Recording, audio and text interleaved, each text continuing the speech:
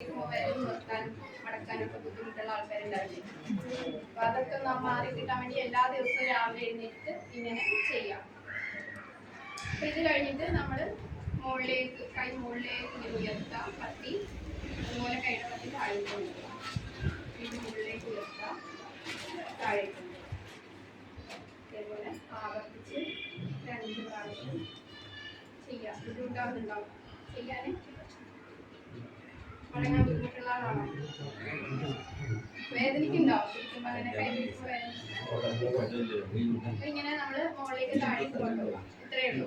ഇനി ഇതിനെ നമ്മളിങ്ങനെ മുറിച്ചിട്ട് പിടിക്കാം. ഇങ്ങനെ കറക്കാം ഘട്ടത്തിൽ.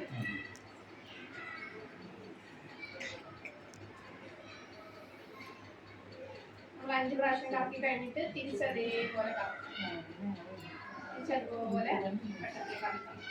ചെയ്യുമ്പോൾ ഭയങ്കര സിമ്പിളാണ്, പക്ഷെ ചെയ്യാനൊരു മടി വരില്ലേ. അപ്പം അത്രേ ഉള്ളൂ. കൈയിൻ്റെ കഴിഞ്ഞു. ഇനി നമുക്ക് ഷോൾഡറിലേക്ക് പോവാം. കൈയിൻ്റെ തോൾ ഭാഗം കൈ കഴിഞ്ഞിട്ട് ഇങ്ങനെ പിടിക്കാം. എന്നിട്ട് ഈ കൈ മെല്ലെ താഴ്ത്തി ഇങ്ങനെ കൊണ്ടുവന്നിട്ട് ഈ കൂടി കറക്കിയെടുത്ത് മുകളിലേക്ക് കൊണ്ടുപോയി ഇങ്ങനെ വന്ന് ഇതിനെ ബാക്കിലേക്ക് കറക്കിയെടുക്കാം. ബാക്കിലേക്ക് കറക്കി കൊണ്ടുവരാം. മുന്നിൽ കൂടി ഇങ്ങനെ നമ്മൾ മുകളിലേക്ക് ഉയർത്തി കൊണ്ടുപോകുന്നു, ബാക്കിലോട്ട് കറക്കി താഴ്ത്തി കൊണ്ടുവരുന്നു. ഉയർത്തിയെടുക്കുന്നു, താഴ്ത്തിയെടുക്കുന്നു.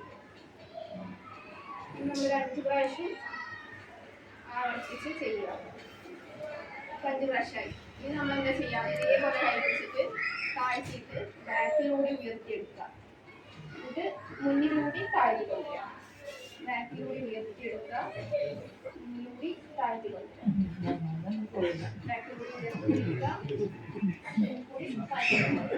മനസ്സിലാവുന്നുണ്ടാവും?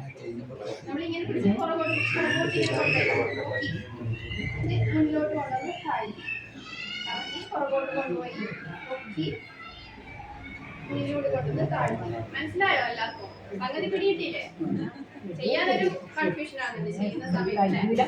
എങ്ങനെയാ കറക്ക, എങ്ങനെ ബാക്കിലോട്ട് കൊണ്ടുപോകാം, അങ്ങനെയൊക്കെ ഒരു ചെറിയ സംശയം വരുന്നുണ്ടാവില്ലേ ചില ആൾക്കാർക്ക്. പറയും എല്ലാവരും.